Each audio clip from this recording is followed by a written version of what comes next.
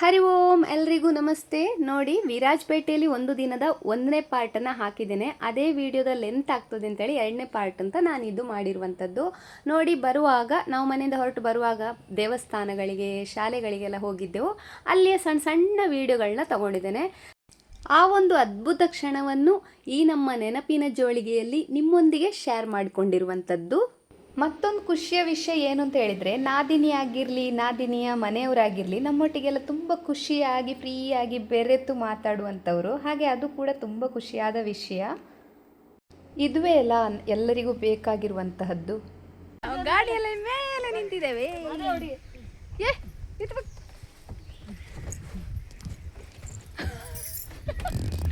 ಗಾಡಿ ವೀಡಿಯೋ ಸಂಗತಿ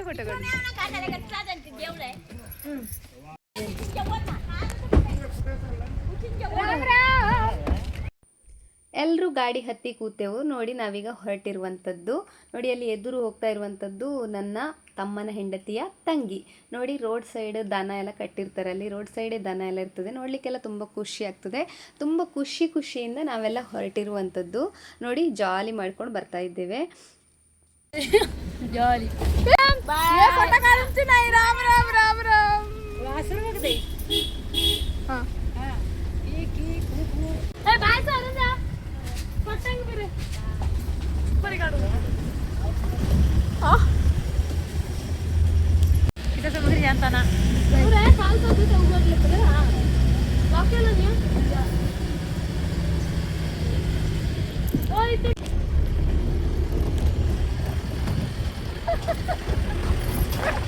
गाड़ी जान चचा खुशी नहीं वही अक्का इतु बघा एकदा पाटंದು आम्ही पडत असायत इतेव भावना आणि एक ये करू इटे बाउंडर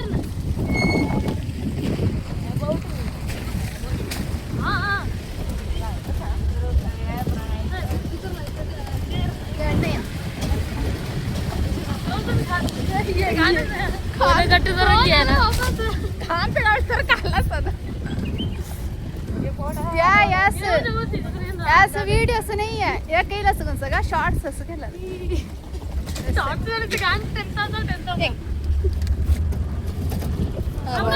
ನಾವು ಗಾಡಿಯ ಒಳಗೆ ಚಂದ ಕೂರ್ತಿದ್ರೆ ನಿಮಗೆ ಈ ಪ್ರಕೃತಿ ಸೌಂದರ್ಯವನ್ನೆಲ್ಲ ತೋರಿಸ್ಲಿಕ್ಕೂ ಆಗ್ತಿರ್ಲಿಲ್ಲ, ನಮಗೂ ಸವಿಲಿಕ್ಕೆ ಆಗ್ತಿರ್ಲಿಲ್ಲ. ನೋಡಿ, ನಾವು ಮೇಲೆ ನಿಂತ ಕಾರಣ ಈ ಒಂದು ಪ್ರಕೃತಿ ಸೌಂದರ್ಯವನ್ನು ಹಾಗೆ ಇಡೀ ಊರನ್ನು ನೋಡಿಕೊಂಡು ಬರಲಿಕ್ಕೆ ತುಂಬ ಖುಷಿ ಆಗ್ತಾಯಿತ್ತು. ಪ್ರಕೃತಿ, ಸೂರ್ಯ ಹಾಗೆ ಮಳೆ ಎಲ್ಲ ನಮ್ಮ ಪರವಾಗಿತ್ತು, ನಮಗೆ ಸಾಥ್ ಕೊಡ್ತಿತ್ತು ಅಂತ ಕಾಣಬೇಕು. ಹಾಗೆ ನೋಡಿ, ಮಳೆ ಕೂಡ ಇರಲಿಲ್ಲ.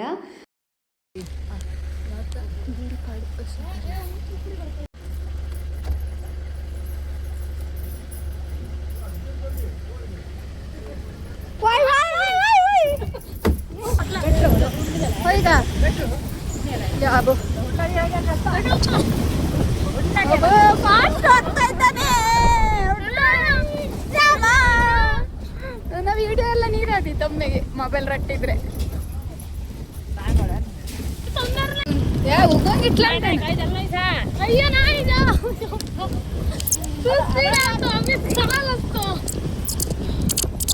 हरी हरी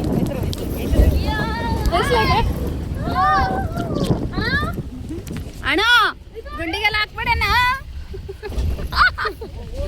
ತಮಾಷೆ, ಗುಂಡಿ, ಗುರುಪು ಅಂತ ಹಾರಿಕೊಂಡು ಬರ್ಲಿಕ್ಕೆ ಭಾರಿ ಖುಷಿ ಆಯ್ತಾ. ತ್ರಿಮೂರ್ತಿ ದೇವಸ್ಥಾನ ದೂರ ಒಂದು ಗುದ್ದುವಂಥದ್ದು ಅಕ್ಕು ಅಂತ ಟಪರೊಟ್ಟೆ ಜಾಕು ನೋಡಿ ಓ ಇಪ್ಪಚ್ಚೆ ಭೂತಾಗಿ ಫುಲ್ ಐತೆ ಕೊಡ್ಕೊಳ್ಳಿ ಅಂತದ್ದು 501 ಶ್ರೀ ಅಗ್ನಿ ಚಾಮುಂಡಿ ದೇವಸ್ಥಾನ ಬಾಳುಗೋಡು ಅಂಥೇಳಿ ಇಲ್ಲಿ ಒಂದು ವಿಶೇಷ ಆಯ್ತಾ. ವಿಶೇಷ ಅಂದರೆ ಎಂತಂದರೆ, ನಮ್ಮ ಊರಲ್ಲಿ ಕೂಡ ಬಾಳ್ಗೋಡು ಅಂತ ಹೇಳುವಂತಹ ಒಂದು ಊರುಂಟು. ಇಲ್ಲಿ ಕೂಡ ಬಾಳ್ಗೋಡು ಅಂತ ಹೇಳೋ ಒಂದು ಊರು ಕಂಡು ನನಗೊಂಥರ ಖುಷಿ ಆಯಿತು, ಇಲ್ಲಿ ಕೂಡ ಇದೆಯಾ ಅಂಥೇಳಿ. ನಾವಿಲ್ಲಿ ನಿಜವಾಗ್ಲೂ ಬಂದಿರುವಂಥದ್ದು ಏಕಲವ್ಯ ಮಾದರಿ ವಸತಿ ಶಾಲೆಗೆ. ಅಂದರೆ ಇಲ್ಲಿ ನನ್ನ ತಮ್ಮನ ಹೆಂಡತಿಯ ತಮ್ಮ ಓದ್ತಿರುವಂಥದ್ದು. ಹಾಗೆ ಇವರು ಕೂಡ ಇಲ್ಲೇ ಓದಿದ್ದಂಥದ್ದು. ಹಾಗೆ ತುಂಬ ಒಂದು ಎಲ್ಲ ಸೌಕರ್ಯ ಇರುವಂತಹ ಒಂದು ದೊಡ್ಡ ವಸತಿ ಶಾಲೆ ಆಯಿತಾ, ತುಂಬ ಚೆನ್ನಾಗಿದೆ. ಹಾಗೆ ನಾವು ಅಲ್ಲಿ ಅವರೆಲ್ಲ ಮಾತಾಡಿದರು. ನಾವು ಹೋಗಿ ನಮಸ್ತೆ ಎಲ್ಲ ಕೊಟ್ಟು ತುಂಬ ಖುಷಿ ಆಯಿತು. ಹಾಗೆ ಅವರ ತಮ್ಮನನ್ನು ಮಾತಾಡಿಸ್ಲಿಕ್ಕೆ ಆಚೆ ಹೋಗ್ತಾ ಇದ್ದೇವೆ. ಹಾಗೆ ಈ ಶಾಲೆಯ ಒಂದು ಎಲ್ಲ ವಿಡಿಯೋವನ್ನು ತಗೊಳ್ತಾ ಇರುವಂಥದ್ದು. ಬಾಲಕ ವಿದ್ಯಾರ್ಥಿ ಬಾಲಕಿಯರಿಗೆ ಅಂತೇಳಿ ಬೇರೆ ಬೇರೆ ಅಂದರೆ ವಸತಿ ಗೃಹ ಅಂದರೆ ಇದು ಹಾಸ್ಟೆಲ್ ಎಲ್ಲ ಇರುವಂಥದ್ದು. ಹಾಗೆ ಇಲ್ಲಿ ನಮ್ಮ ಅತ್ತೆ ಕೂಡ ಜಾಬ್ ಮಾಡುವಂಥದ್ದು. ಅತ್ತೆಗೆ ಕೂಡ ಇಲ್ಲೇ ಜಾಬ್ ಆದ ಕಾರಣ ನಮ್ಮ ಜೊತೆಲೇ ಬಂದವರಲ್ಲಿ ಅಂದರೆ ನಮ್ಮನ್ನೆಲ್ಲ ಅಲ್ಲಿ ಪರಿಚಯ ಮಾಡಿಸಿ ಹಾಗೆ ಅಲ್ಲೆಲ್ಲ ಮಾತಾಡಿ ಹೋಗುವ ಅಂತೇಳಿ ಅಲ್ಲಿಗೆ ನಾವು ಬಂದಿರುವಂಥದ್ದು. ಹಾಗೆ ಇದು ಯಾರಿಗಾದರೂ ಒಂದು ಉಪಕಾರ ಆಗ್ತದಾದರೆ ಆಗಲಿ ಅಂತೇಳಿ ನಾನು ಹೇಳ್ತಿರುವಂಥದ್ದು. ವಿರಾಜಪೇಟೆಯಲ್ಲಿ ಇದು ಬಾಳ್ಗೋಡು ಎಂಬಲ್ಲಿ ಪ್ರತಿಯೊಂದು ಕೂಡ ಫ್ರೀ ಆಗಿರ್ತದೆ. SC ಮತ್ತು ST ಅವರಿಗೆ 5ನೇ ತರಗತಿಯಿಂದ 2nd ಇಯರ್ವರೆಗೆ ಇದೆ. ಹಾಗೆ ಬೇರೆ ಕಾಸ್ಟ್ನವರಿಗೆ ಅಂದರೆ 1 ಪೇರೆಂಟ್ಸ್ ಇದ್ದವರಿಗೆ ಅಂದರೆ ತಾಯಿ ಅಥವಾ ತಂದೆ ಒಬ್ಬರೇ ಇರ್ತಾರಲ್ಲ ಅಂಥ ಮಕ್ಕಳನ್ನು ಕೂಡ ಇಲ್ಲಿ ಸೇರಿಸ್ಬೋದು. ಇಲ್ಲಿ ಮುಖ್ಯವಾಗಿ ಹಿಂದಿ ಇಂಗ್ಲೀಷೇ ಮಾತಾಡುವಂಥದ್ದು ಮಕ್ಕಳಲ್ಲಿ. ಹಾಗೆ ಸೆಂಟ್ರಲ್ ಸಿಲೆಬಸ್ ಕೂಡ ನೋಡಿ, ತುಂಬ ಎಲ್ಲ ಒಂದು ಸೌಕರ್ಯಗಳೊಂದಿಗೆ ಬುದ್ಧಿವಂತರಾಗಿ ಬೆಳೀಲಿಕ್ಕೆ ಒಂದು ನಿಜವಾಗ್ಲೂ ಒಳ್ಳೆಯ ಒಂದು ಸ್ಕೂಲ್ ಇದು. ಅಗತ್ಯ ಇರುವವರು ಬಂದು ಕೂಡ ಅದನ್ನು ಅಲ್ಲಿ ನೋಡ್ಬೋದು. ಸ್ವಲ್ಪ ನನಗೆ ಆದಷ್ಟು ಮಾತ್ರ ವಿಡಿಯೋ ಮಾಡಿ ಹಾಕಿದ್ದೇನೆ.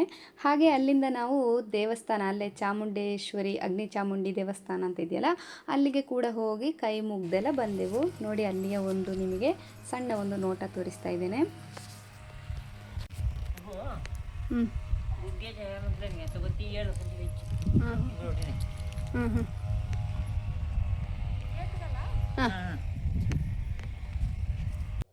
ಅಗ್ನಿ ಚಾಮುಂಡೇಶ್ವರಿ ದೇವಸ್ಥಾನಕ್ಕೆಲ್ಲ ಹೋಗಿ ಅಲ್ಲಿಯ ಕಾರಣಿಕದ ಬಗ್ಗೆ ಅತ್ತೆ ಜೊತೆ ಎಲ್ಲ ಮಾತಾಡಿಕೊಂಡು, ಹಾಗೆ ಅಲ್ಲೇ ಇರುವಂತಹ ಸಣ್ಣ ಸಣ್ಣ ಹೂಗಳು, ಹಣ್ಣುಗಳು, ಕಾಯಿಗಳು, ಹೊಸ ಹೊಸ ಗಿಡಗಳನ್ನೆಲ್ಲ ನೋಡಿಕೊಂಡು ಖುಷಿಯಲ್ಲಿ ಬಂದು ನಾವು ಈಗ ಹೊರಡ್ತಿರುವಂಥದ್ದು. ನೋಡಿ, ಗೇಟ್ ಹತ್ತಿರ ಅತ್ತೆ ನಿಂತಿದ್ದಾರೆ. ನಮಗೆಲ್ಲ ರಾಮ್ ಹೇಳಿದರು, ನಾವೆಲ್ಲ ಹೊರಟೆವು. ನೋಡಿ, ಈಗ ಅಲ್ಲಿ ಕಾಫಿ ತೋಟಗಳನ್ನೆಲ್ಲ ನೋಡ್ತಾ ಬರ್ತಾ ಇದ್ದೆವು. ಈ ಕಾಫಿ ತೋಟಗಳ ಮಧ್ಯೆ ಎಲ್ಲ ಹಣ್ಣು ಹಂಪಲುಗಳ ಗಿಡ ಇತ್ತು. ಇವುಗಳನ್ನೆಲ್ಲ ನಾದಿನಿ ತೋರಿಸ್ಕೊಂಡು ಆ ಊರಿನ ಒಂದು ವಿಶೇಷತೆಯನ್ನು, ಹಾಗೆ ಅವರು ಕಲಿತಿರುವಂತಹ ಅದೇ ಏಕಲವ್ಯ ಶಾಲೆಯಲ್ಲಿರುವಂತಹ ಒಳ್ಳೆ ವಿಷಯಗಳನ್ನು, ಹಾಗೆ ಅಲ್ಲೇ ಅಗ್ನಿ ಚಾಮುಂಡಿ ದೇವಸ್ಥಾನ ಅಂದರೆ ಅಲ್ಲಿ ಶಾಲೆಯ ಹತ್ತಿರ ಅಲ್ಲಿಗೆ ನಾವು ವರ್ಷಾವಧಿ ಜಾತ್ರೋತ್ಸವಕ್ಕೆಲ್ಲ ನಾವು ಮಕ್ಕಳೆಲ್ಲ ಸೇರಿ ಹೇಗೆ ಹೋಗ್ತಿದ್ದೆವು, ಹೇಗೆ ಖುಷಿ ಪಡ್ತಿದ್ದೆವು ಅಂತ ಹೇಳಿಕೊಂಡೆಲ್ಲ ಈ ಥರ ಎಲ್ಲ ಮಾತಾಡ್ಕೊಂಡು ಬರುವಾಗ ನೋಡಿ, ವಿರಾಜಪೇಟೆ ಕೂಡ ಪೇಟೆಗೆ ತಲುಪಿದೆವು ನಾವು. इत्तच परवंची पुळा गिटाले सुच बाळे गिटाले तुम्ही मेकअप आर्टिस्ट सांगत आहे का? नाही, आम्ही एकदा याला रेणुका कोडगली नाही त्याचं साहेब ते पुळा गिरे माझं नाव सांगितलं तू उन्हाळ्यात शिकवते त्याच्या अम्मानीची गिटाले हुण्यास गावडा मला फ्री आणून दिले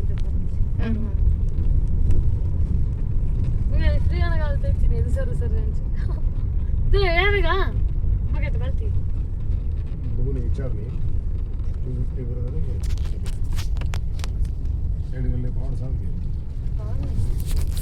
एक बादी सोडून देऊ दे ಅಂತ ಸನಗ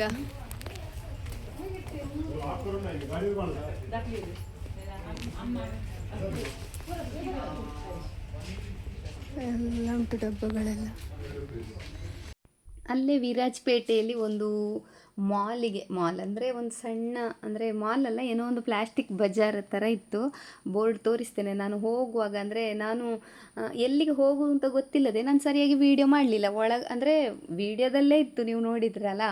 ಆದರೆ ಒಳಗೆ ಬಂದಮೇಲೆ ಈ ಥರ ಎಲ್ಲ ವಸ್ತುಗಳಲ್ಲಿಗೆ ಹೋಗೋದು ಅಂತ ಗೊತ್ತಾಯಿತು. ಹಾಗೆ ನೋಡಿ, ಸಣ್ಣ ಸಣ್ಣ ಡಬ್ಬಗಳೆಲ್ಲ ಜೀರಿಗೆ ಹಾಕಿಡಲಿಕ್ಕೆ, ಜೀರಿಗೆ ಅಲ್ಲ, ನಮಗೆ ಎಲ್ಲಿಗಾರು ಹೋಗುವಾಗ ಈ ಬ್ಯಾಂಗಲ್ಸ್ ಅಥವಾ ಸಣ್ಣ ಸಣ್ಣ ಇಯರಿಂಗ್ ಎಲ್ಲ ಹಾಕಿಡುವಂಥದ್ದು ಅಂತೇಳಿ ಅಕ್ಕನಲ್ಲೆಲ್ಲ ತೋರಿಸ್ತಿರುವಂಥದ್ದು.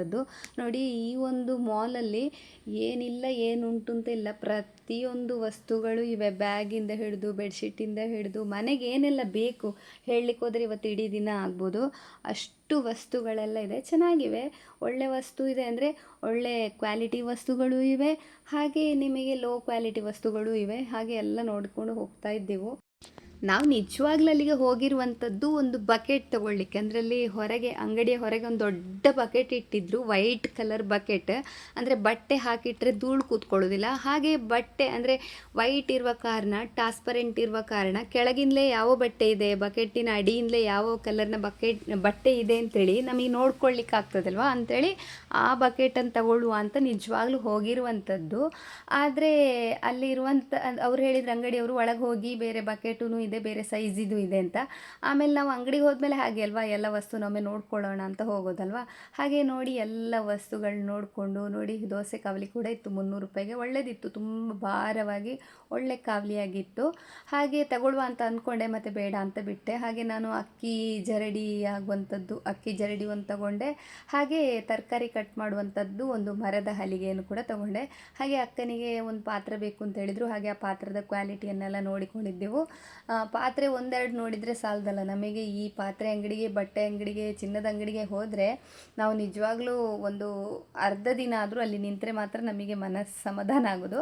ಆದರೂ ಇಲ್ಲಿ ಹಾಗೇನಿಲ್ಲ, ಬರೀ ಅರ್ಧ ಗಂಟೆಯಲ್ಲಿ ಅಕ್ಕನಿಗೆ ಬೇಕಾಗಿರುವಂತಹ ಪಾತ್ರೆ. ಹಾಗೆ ನೋಡಿ, ನಾನು ಇದೊಂದು ಅಕ್ಕಿ ಜರಡಿ ಕೂಡ ತಗೊಂಡದ್ದನ್ನು ತೋರಿಸಿರುವಂಥದ್ದು 100 ರೂಪಾಯಿ, ಬರೀ 100 ರೂಪಾಯಿ.